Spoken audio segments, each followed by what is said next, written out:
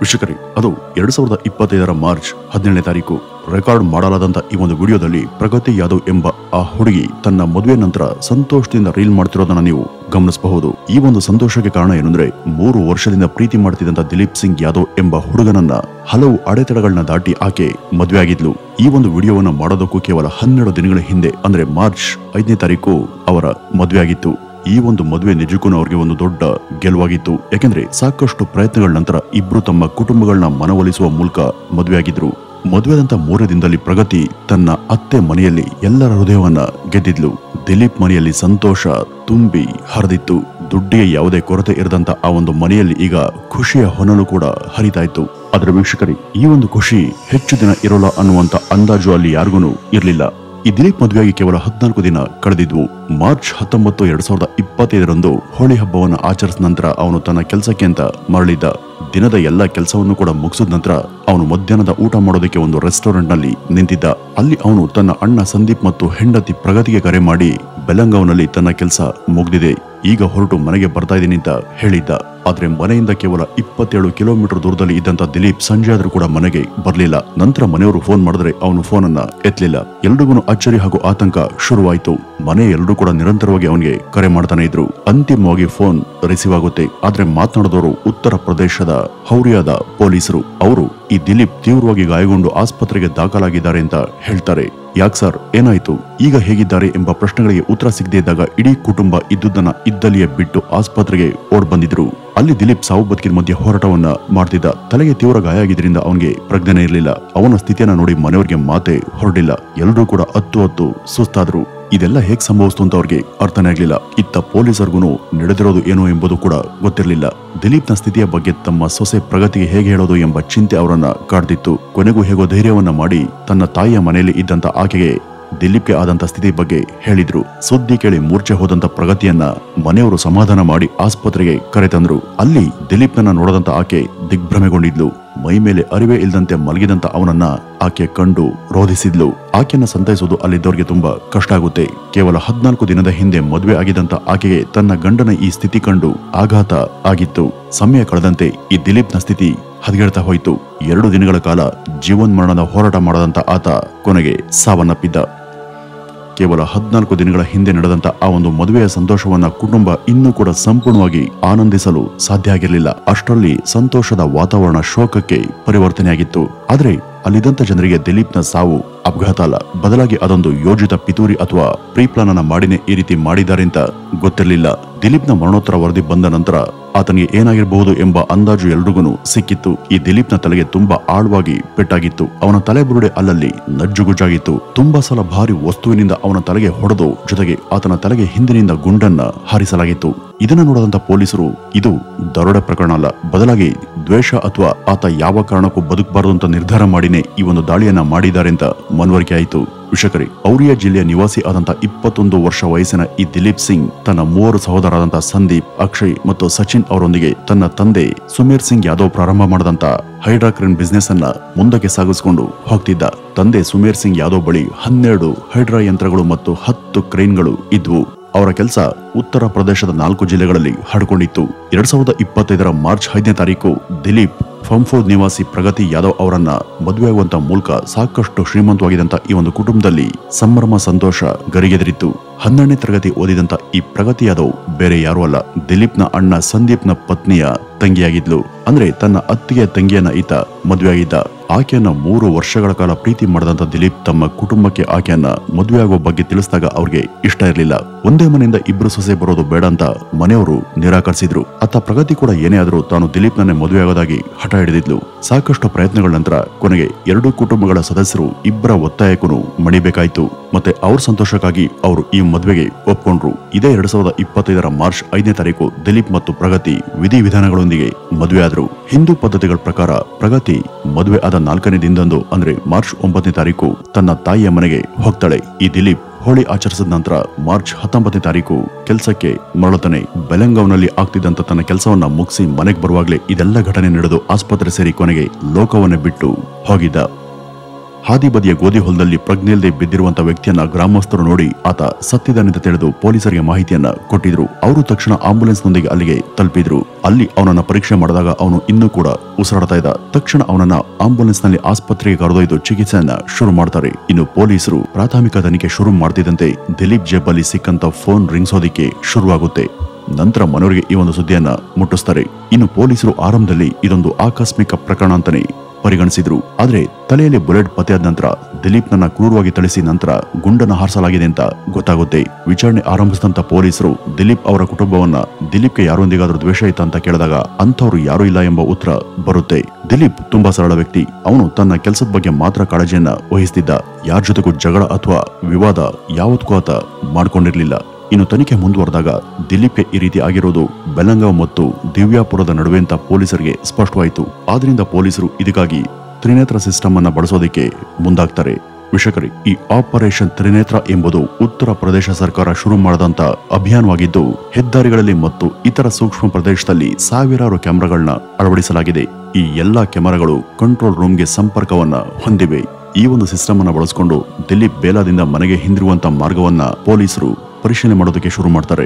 ಈ ದಿಲೀಪ್ ತನ್ನ ತಮ್ಮನಿಗೆ ಮತ್ತು ಹೆಂಡತಿಗೆ ಕೊನೆಯದಾಗಿ ಫೋನ್ ಮಾಡಿದಂತ ಸಮಯವನ್ನ ಈ ಪೊಲೀಸರು ಸುತ್ತಲಿನ ಸಿಸಿಟಿವಿ ದೃಶ್ಯದಲ್ಲೂ ಕೂಡ ಪರಿಶೀಲನೆ ಮಾಡ್ತಾರೆ. ಪೊಲೀಸರು ಆ ಮಾರ್ಗದ ಎಲ್ಲಾ ಸಿಸಿಟಿವಿ ದೃಶ್ಯಾವಳಿಗಳನ್ನ ಸ್ಕ್ಯಾನ್ ಮಾಡುವಲ್ಲಿ ನಿರತರಾಗಿದ್ದಾಗ ಪಾಲಿಯ ಹಳ್ಳಿಯ ಕಡೆಗೆ ಹೋಗುವಂತ ರಸ್ತೆಯಲ್ಲಿ ಅಳವಡಿಸಲಾಗಿದ್ದಂತ ಕ್ಯಾಮೆರಾದಲ್ಲಿ ದಿಲೀಪ್ ಇಬ್ರು ವ್ಯಕ್ತಿಗಳೊಂದಿಗೆ ಬೈಕಲ್ಲಿ ಹೋಗ್ತಿರೋದು ಕಾಣಿಸಿತ್ತು. ಈ ದಿಲೀಪ್ನ ಜೊತೆಗಿದ್ದಂತ ಆ ಇಬ್ರು ವ್ಯಕ್ತಿಗಳು ಯಾರು ಅಂತ ನೋಡಿದಾಗ ನಿಜಕ್ಕೂ ಅವ್ರಿಗೆ ಶಾಕ್ ಆಗಿತ್ತು. ಅಸಲಿಗೆ ಈ ದಿಲೀಪ್ನ ಹಿಂದೆ ಬೈಕಲ್ಲಿ ಕುಳಿತವರಲ್ಲಿ ಒಬ್ಬ ರಾಮ್ಜಿ ಸಾಗರ್ ಅಂತ. ಅವನು ಅನೇಕ ಗಂಭೀರ ಅಪರಾಧಗಳಿಗೆ ಸಂಬಂಧಪಟ್ಟಂತೆ ಜೈಲಿಗೆ ಹೋಗಿ ಕೆಲ ದಿನಗಳ ಹಿಂದೆ ಅಷ್ಟೇ ಜಾಮೀನಿನ ಮೇಲೆ ಹೊರ ಬಂದಿದ್ದ. ಪೊಲೀಸ್ನ ತಂಡವೊಂದು ತಡ ಮಾಡದೆ ರಾಮ್ಜಿಯನ್ನ ಹುಡುಕಿ ಅವನನ್ನ ಬಂಧಿಸಿ ಕರೆತರ್ತಾರೆ. ಮೊದಲಿಗೆ ಈ ರಾಮ್ಜಿ ಸಾಗರ್ ಏನನ್ನು ಕೂಡ ಒಪ್ಕೊಳ್ಳೋದಿಲ್ಲ. ಆದ್ರೆ ಪೊಲೀಸರು ತಮ್ಮದೇ ವಿಧಾನಗಳನ್ನ ಬಳಸಿ ಅವನನ್ನ ಪ್ರಶ್ನೆ ಮಾಡಿದಾಗ ದಿಲೀಪ್ನನ್ನ ಕೊಲ್ಲೋದಕ್ಕೆ ತನಗೆ ಕಾಂಟ್ರಾಕ್ಟ್ ನೀಡಲಾಗಿತ್ತು ಅಂತ ಬಾಯ್ಬಿಟ್ಟಿದ್ದ. ಕಾಂಟ್ರಾಕ್ಟ್ ಅನ್ನ ಕೊಟ್ಟವನು ಅನುರಾಗ್ ಯಾದವ್ ಎಂಬ ವ್ಯಕ್ತಿ ಅಂತ ಹೇಳಿದ್ದ. ಈ ದಿಲೀಪ್ ಅವ್ರ ಕುಟುಂಬಕ್ಕೆ ಈ ಒಂದು ಹೆಸರಿನ ಯಾರ ಪರಿಚಯ ಕೂಡ ಇರಲಿಲ್ಲ. ಇನ್ನು ಪೊಲೀಸರು ಈ ಅನುರಾಗ್ನ ಹುಡುಕೋದಿಕ್ಕೆ ಶುರು ಮಾಡ್ತಾರೆ. ರಾಮ್ಜಿ ಸಾಗರ್ ನೀಡಿದಂತ ಮಾಹಿತಿ ಆಧಾರದ ಮೇಲೆ ಕೊನೆಗೂ ಆತನನ್ನ ಬಂಧಿಸ್ತಾರೆ. ಆದ್ರೆ ವೀಕ್ಷಕರೇ, ಈ ಒಂದು ಪ್ರಕರಣ ಅಷ್ಟು ಸರಳವಾಗಿರ್ಲಿಲ್ಲ. ಯಾಕೆಂದ್ರೆ ಅನುರಾಗ್ ಯಾದವ್ ಬಂಧನವಾಗಿ ಅವನ ವಿಚಾರಣೆ ಮಾಡಿದ ತಕ್ಷಣ ಪೊಲೀಸ್ ತಂಡ ದಿಲೀಪ್ ಮನೆಗೆ ಬಂದಿತ್ತು. ಅಲ್ಲಿ ಶೋಕದ ವಾತಾವರಣ ಇತ್ತು. ಗ್ರಾಮಸ್ಥರು ಕೂಡ ಕುಟುಂಬದೊಂದಿಗೆ ಕೂತಿದ್ರು. ಪೊಲೀಸ್ ಅಧಿಕಾರಿ ದಿಲೀಪ್ ಪತ್ನಿ ಪ್ರಗತಿಯನ್ನ ಪ್ರತ್ಯೇಕವಾಗಿ ಕರೆದು ವಿಚಾರಣೆಯನ್ನ ಮಾಡ್ತಾರೆ. ನಂತರ ಲೇಡಿ ಕಾನ್ಸ್ಟೇಬಲ್ ಒಬ್ಬರು ಬಂದು ಪ್ರಗತಿಯನ್ನ ಕೈ ಹಿಡಿದು ಕರ್ಕೊಂಡು ಹೋಗ್ತಾರೆ. ಆಗ ಅಲ್ಲಿದ್ದವ್ರಿಗೆ ಏನಾಗ್ತಿದೆ ಎಂಬುದೇ ಗೊತ್ತಿರಲಿಲ್ಲ. ಮನೆಯವರಲ್ಲದೆ ಆ ಗ್ರಾಮಸ್ಥರು ಕೂಡ ಆ ಪೊಲೀಸರನ್ನ ತಡೆದು ಮನೆಯ ಸೊಸೆಯನ್ನ ಕರ್ಕೊಂಡು ಹೋಗ್ತಿರೋದು ಯಾಕೆ ಅಂತ ಪ್ರಶ್ನೆ ಮಾಡಿದ್ರು.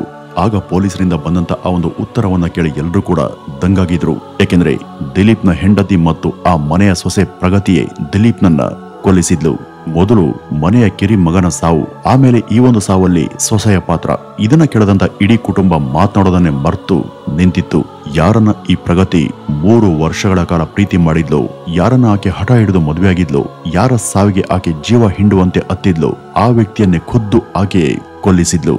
ವೀಕ್ಷಕರೇ, ಇದೆಲ್ಲ ಶುರುವಾಗಿದ್ದು 2020ರಲ್ಲಿ. ಅನುರಾಗ್ ಯಾದವ್ ಎಂಬಾತ ಪ್ರಗತಿ ಮನೆ ಹತ್ರನೇ ವಾಸ ಇದ್ದಂತ 29 ವರ್ಷ ವಯಸ್ಸಿನ ಅನುರಾಗ್ BSc ಮಾಡಿದ ನಂತರ ಎಲ್ಲೂ ಕೂಡ ಕೆಲಸ ಸಿಗದೆ ತನ್ನ ಹಳ್ಳಿಯಲ್ಲಿಯೇ ಇದ್ದ. ಮಾಡೋದಕ್ಕೆ ಕೆಲಸ ಇಲ್ಲದೆ ಇದ್ರು, ಜೇಬ್ನಲ್ಲಿ 100 ರೂಪಾಯಿ ಇಲ್ಲದೆ ಇದ್ರು, ಅವರಿವರ ದುಡ್ಡಲ್ಲಿ ಅವರಿವರ ಬೈಕ್ ಕಾರನ್ನ ತೆಗೆದುಕೊಂಡು ತಾನು ಐಷಾರಾಮಿಯಾಗಿ ಜೀವಿಸ್ತಿದ್ದೇನೆ ಅಂತ ತೋರಿಸ್ಕೊಳ್ಳೋದಕ್ಕೆ ಆತ ಪ್ರಯತ್ನ ಪಡ್ತಿದ್ದ. ಅನುರಾಗ್ನ ಈ ಒಂದು ಸುಳ್ಳು ಜೀವನ ಶೈಲಿಯನ್ನ ನೋಡಿ ಪ್ರಗತಿ ಅವನತ್ತ ಆಕರ್ಷಿತರಾಗೋದಿಕ್ಕೆ ಪ್ರಾರಂಭಿಸಿದ್ಲು. ಅವರ ಮನೆಗಳು ಹತ್ತಿರದಲ್ಲಿದ್ರೂ ಕೂಡ ಅವರ ಕುಟುಂಬಗಳ ನಡುವೆ ಸಾಕಷ್ಟು ಅಂತರ ಇತ್ತು. ಯಾವುದೋ ಜಾಗದ ವಿಷಯಕ್ಕಾಗಿ ಎರಡೂ ಕುಟುಂಬಗಳ ನಡುವೆ ಹಲವು ಬಾರಿ ಜಗಳ ಆಗಿತ್ತು. ವಿಷಯ ಪೊಲೀಸ್ ಠಾಣೆ ಮೆಟ್ಲೇರಿತ್ತು. ಇದೇ ಕಾರಣಕ್ಕೆ ಎರಡೂ ಕುಟುಂಬಗಳ ನಡುವೆ ಹಲವು ತಲೆಮಾರುಗಳಿಂದ ಕೂಡ ದ್ವೇಷ ಇತ್ತು. ಈ ಒಂದು ವಿವಾದಗಳಿಂದಾಗಿ ಪ್ರಗತಿಗೆ ಅನುರಾಗ್ ಜೊತೆ ಸಾರ್ವಜನಿಕವಾಗಿ ಮಾತನಾಡೋದಕ್ಕೆ ಸಾಧ್ಯ ಆಗ್ತಿರ್ಲಿಲ್ಲ. ಆದ್ರೆ ಒಂದಿನ ಪ್ರಗತಿ ಹಸುಗಳಿಗೆ ಮೇವನ್ನ ಹಾಕೋದಿಕ್ಕೆ ಹೋದಾಗ ಅನುರಾಗ್ ಒಂದು ಚೀಟಿಯಲ್ಲಿ ತನ್ನ ಮೊಬೈಲ್ ನಂಬರ್ ಬರೆದು ಪ್ರಗತಿಗೆ ಕೊಟ್ಟು ತನಗೆ ಕಾಲ್ ಮಾಡೋದಕ್ಕೆ ಹೇಳಿದ್ದ. ಅಲ್ಲಿಂದ ಇವರ ಲವ್ ಸ್ಟೋರಿ ಬೇರೆ ಹಂತವನ್ನ ತಲುಪಿತ್ತು. ರಾತ್ರಿ ಎಲ್ಲರೂ ಕೂಡ ಮಲಗೋದ ಮೇಲೆ ತನ್ನ ತಂದೆಯ ಫೋನ್ನಿಂದ ಅನುರಾಗ್ಗೆ ಕಾಲ್ ಮಾಡ್ತಿದ್ದಂತ ಈಕೆ ಕ್ರಮೇಣ ಅವನ ವಶ ಆಗ್ತಾಳೆ. ಬರ್ತಾ ಬರ್ತಾ ವಿವಿಧ ಕಾರಣ ಹೇಳಿ ಮನೆಯಿಂದ ಹೊರ ಹೋಗ್ತಿದ್ದಂತ ಆಕೆ ಅನುರಾಗ್ನ ಹೋಟೆಲ್ನಲ್ಲಿ ಭೇಟಿಯಾಗೋದಕ್ಕೆ ಶುರು ಮಾಡ್ತಾಳೆ. ಅವರಿಬ್ಬರ ನಡುವಿನ ಪ್ರೇಮ ಸಂಬಂಧ ಎಷ್ಟರ ಮಟ್ಟಿಗೆ ಬೆಳೀತು ಅಂದ್ರೆ ಪ್ರಗತಿಯ ಒತ್ತಾಯದ ಮೇರೆಗೆ ಅವನು ತನ್ನ ನಿಜವಾದ ಹೆಸರನ್ನ ಮನೋಜ್ ನಾರಾಯಣ್ನಿಂದ ಅನುರಾಗ್ ಯಾದವ್ ಅಂತ ಬದಲಾಯಿಸಿಕೊಂಡಿದ್ದ. ಆರಂಭದಲ್ಲಿ ಪ್ರಗತಿ ಮತ್ತು ಅನುರಾಗ್ ನಡುವಿನ ಈ ಸಂಬಂಧದ ಬಗ್ಗೆ ಅವರ ಕುಟುಂಬಗಳಿಗೆ ಯಾವುದೇ ಸುಳಿವು ಸಿಕ್ಕಿರಲಿಲ್ಲ. ಆದರೆ ಈ ಒಂದು ಸತ್ಯವನ್ನ ಹೆಚ್ಚು ಕಾಲ ಮುಚ್ಚಿಡಲು ಸಾಧ್ಯ ಆಗ್ಲಿಲ್ಲ. ಪ್ರಗತಿ ಕುಟುಂಬ ಈ ಒಂದು ಸಂಬಂಧವನ್ನ ಯಾವ ಕಾರಣಕ್ಕೂ ಒಪ್ಪಲಿಲ್ಲ. ಆದರೆ ಈ ಪ್ರಗತಿ ನಾನು ಅನುರಾಗ್ನನ್ನೇ ಮದುವೆ ಆಗೋದು ಅಂತ ಹೇಳಿ ಪ್ರತಿದಿನ ತನ್ನ ಮನೆಯವರ ಜೊತೆ ಜಗಳ ಆಡ್ತಿದ್ಲು. ಅನುರಾಗ್ ನನ್ನ ಮದುವೆ ಆಗ್ಬೇಕು ಅಂತ ಅವಳ ಹುಚ್ಚು ಎಷ್ಟರ ಮಟ್ಟಿಗೆ ಬೆಳೆದಿತ್ತು ಅಂದ್ರೆ ಎಲ್ಲರನ್ನೂ ಹೆದರಿಸೋದಕ್ಕೆ ಅವಳು ತನ್ನ ಕೈಯಲ್ಲಿನ ರಕ್ತ ನಾಳವನ್ನೇ ಕತ್ತರಿಸ್ಕೊಂಡಿದ್ಲು. ಅನುರಾಗ್ ತೋರಿಸ್ತಾ ಇದ್ದಂತ ಹೈಫೈ ಜೀವನ ಶೈಲಿಯ ಕನಸುಗಳನ್ನ ಪ್ರಗತಿ ನಂಬಿದ್ಲು. ಮತ್ತೆ ಅನುರಾಗ್ ಜೊತೆಗಿನ ತನ್ನ ಜೀವನ ಒಂದು ಕಾಲ್ಪನಿಕ ಕಥೆಯಂತೆ ಇರುತ್ತೆ ಅಂತ ಆಕೆ ಭಾವಿಸಿದ್ಲು. ಅವಳ ಈ ದೊಡ್ಡ ಕನಸುಗಳಿಗೆ ಇದೊಂದೇ ಕಾರಣ ಅಲ್ಲ. ಪ್ರಗತಿಯ ಅಕ್ಕ ಪಾರುಲ್ 2019ರಲ್ಲಿ ಕೋಟ್ಯಾಧಿಪತಿ ಕುಟುಂಬದ ಸೊಸೆಯಾಗಿ ಅಂದ್ರೆ ದಿಲೀಪ್ನ ಅಣ್ಣನನ್ನ ಮದುವೆಯಾಗಿದ್ಲು. ಅವಳ ಜೀವನ ನೋಡದಂತ ಪ್ರಗತಿ ತನಗೂ ಕೂಡ ಅಂತ ಆಡಂಬರದ ಜೀವನ ಬೇಕು ಅಂತ ಕನಸನ್ನ ಕಾಣ್ತಾ ಇದ್ಲು.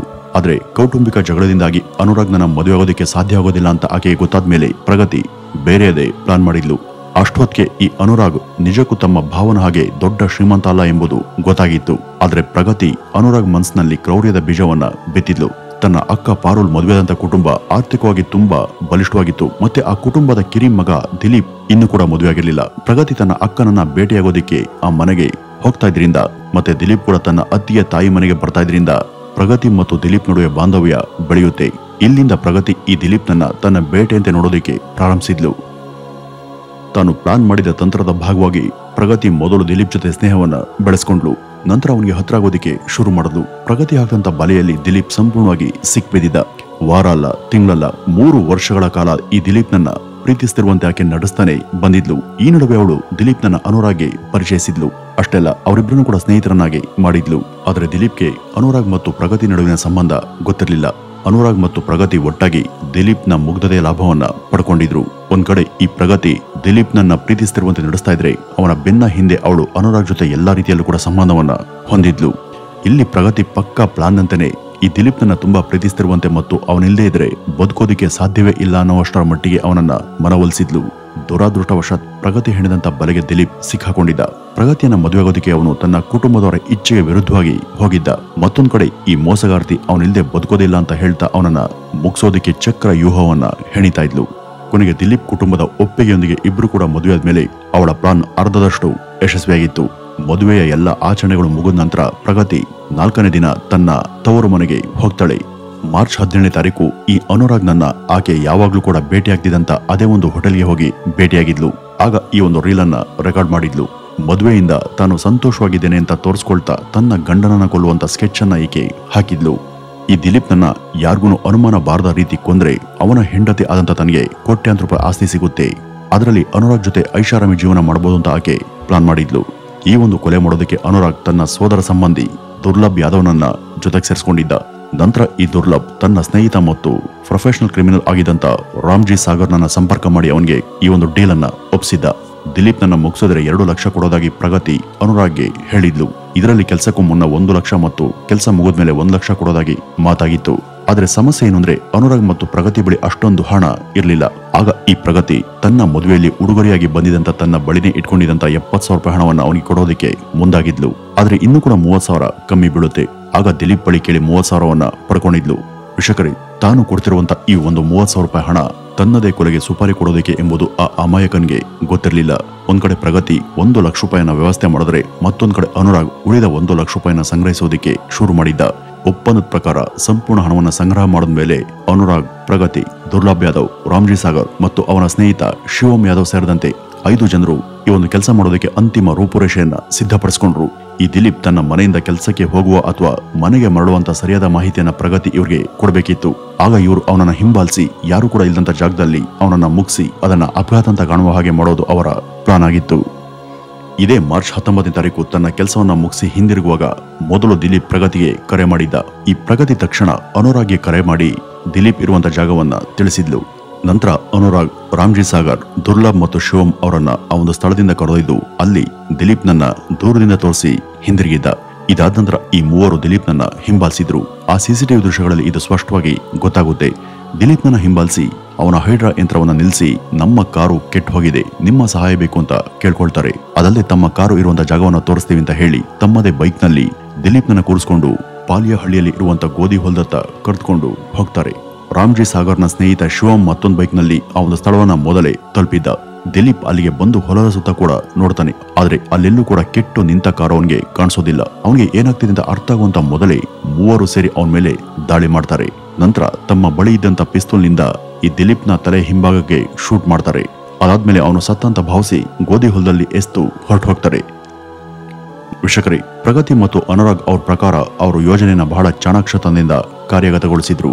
ಆದ್ರೆ ಪೊಲೀಸರಿಗೆ ಸಿಕ್ಕಂತ ಸಿಸಿಟಿವಿ ದೃಶ್ಯಾವಳಿಗಳಿಂದ ಅವರು ಒಬ್ಬೊಬ್ಬರಾಗೆ ಸಿಕ್ಬಿದ್ದಿದ್ರು. ಬಹುಶಃ ದುರ್ಲಭ್ ಎಂಬಾತ ತಲೆಗೆ ಗುಂಡನ್ನ ಹಾರಿಸ್ತಾ ಇದ್ದಿದ್ರೆ ಈ ಒಂದು ಪ್ರಕರಣ ಅಪಘಾತ ಅಂತಾನೆ ಗೋಚರಿಸಿ ಅವರ ಪ್ಲಾನ್ ಯಶಸ್ವಿ ಆಗ್ತಿತ್ತೇನೋ. ಅವರೆಲ್ಲರ ಮೇಲೆ ಹಾಕಿರುವಂತಹ ಸೆಕ್ಷನ್ಗಳು ಹಾಗೂ ಸಿಕ್ಕಿರುವಂತಹ ಸಾಕ್ಷಿಗಳನ್ನ ನೋಡಿದ್ರೆ ಅವರೆಲ್ಲರೂ ಕೂಡ ಮರಣದಂಡನೆ ಶಿಕ್ಷೆಯನ್ನು ಅನುಭವಿಸೋದರಲ್ಲಿ ಯಾವುದೇ ಅನುಮಾನ ಇಲ್ಲ ಅಂತ ಅನ್ಸುತ್ತೆ. ಆದ್ರೆ ಏನು ಕೂಡ ತಪ್ಪನ್ನ ಮಾಡದಂತ ಅಮಾಯಕ ದಿಲೀಪ್ ತನ್ನ ಜೀವವನ್ನ ಕಳೆದುಕೊಳ್ಬೇಕಾಯ್ತು. ಇನ್ನು ಈ ಪ್ರಗತಿ ಕೇವಲ ಹಣ ಮತ್ತು ಆಸ್ತಿಗಾಗಿ ಅಂತ ಒಳ್ಳೆ ಗಂಡನನ್ನ, ಅದು ಕೂಡ ಕೇವಲ ಮದುವೆಗೆ 14 ದಿನದಲ್ಲಿ ಮುಗಿಸಾಕಿದ್ಲು. ವೀಕ್ಷಕರೇ, ಬರ್ತಾ ಬರ್ತಾ ನಮ್ಮ ಸಮಾಜ ಹಣಕ್ಕಾಗಿ, ಆಸ್ತಿಗಾಗಿ, ಅಧಿಕಾರಕ್ಕಾಗಿ ಎಂತೆಂತ ಅಪರಾಧಗಳನ್ನ ಮಾಡ್ತಿದ್ದಾರೆ ಅನ್ನೋದಕ್ಕೆ ಈ ಒಂದು ಘಟನೆ ಒಂದು ಸ್ಪಷ್ಟ ಉದಾಹರಣೆ ಅಂತ ಹೇಳ್ತಾ ಇವತ್ತಿನ ಈ ಒಂದು ವಿಡಿಯೋವನ್ನ ಇಲ್ಲಿಗೆ ಮುಗಿಸೋಣ. ಇನ್ನು ಇದ್ರ ಬಗ್ಗೆ ನಿಮ್ಮ ಅನಿಸಿಕೆಯನ್ನ ಕಮೆಂಟ್ನ ಮೂಲಕ ತಿಳಿಸಿ. ನಮಸ್ಕಾರ.